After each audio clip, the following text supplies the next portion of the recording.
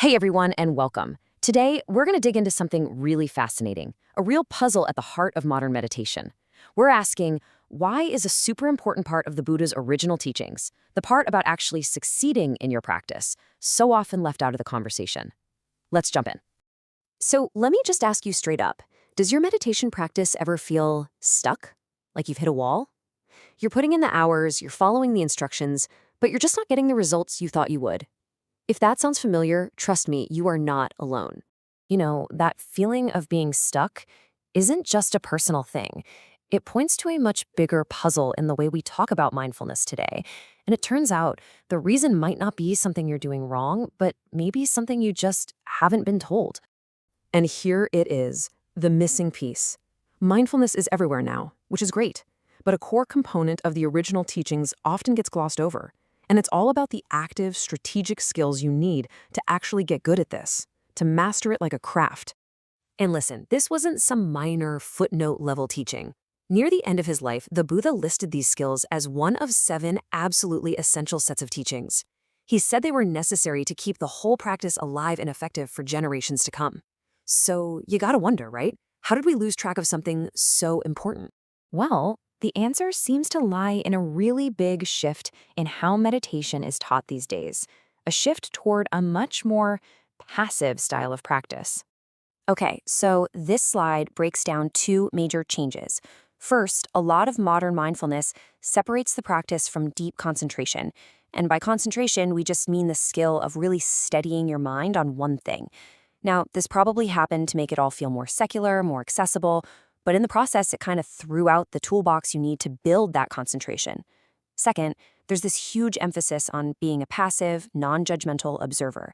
And that approach, while well-intentioned, can make us think that some of our most useful mental qualities are actually the enemy.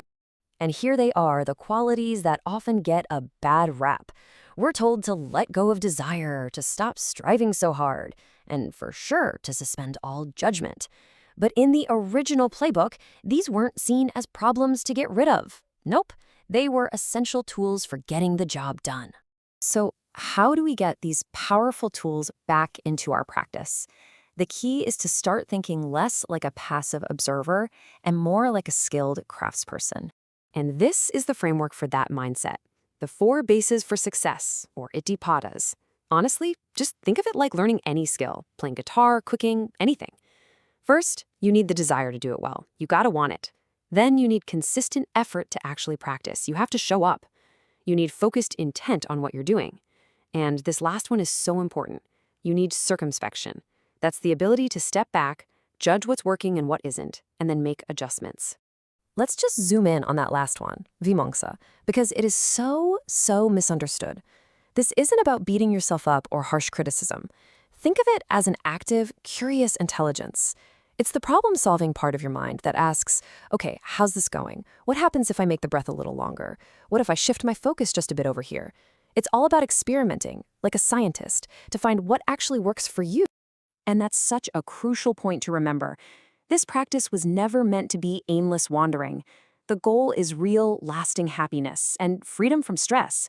The Buddha laid out a clear, skill-based path to get there because he genuinely wanted you to succeed.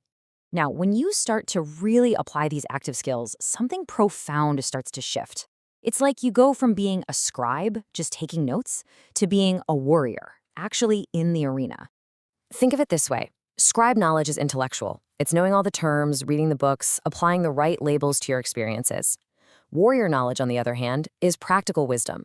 It's what you learn from getting your hands dirty, from wrestling with the practice, and actively figuring out what works through your own trial and error. The 4 bases?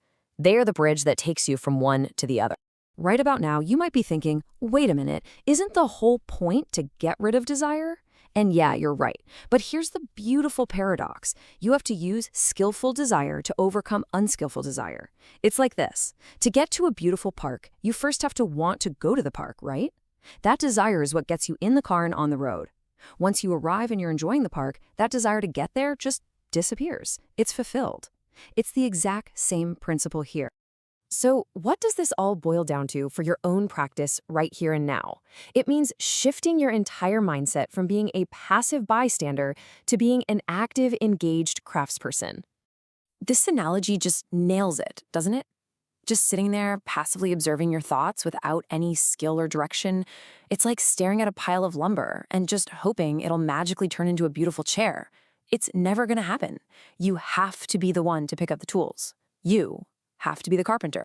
And when you bring that carpenter's mindset to the cushion, it all clicks into place. You need the desire to build a steady, peaceful mind. That's your chair. You apply the effort to plane away the rough spots, the distractions.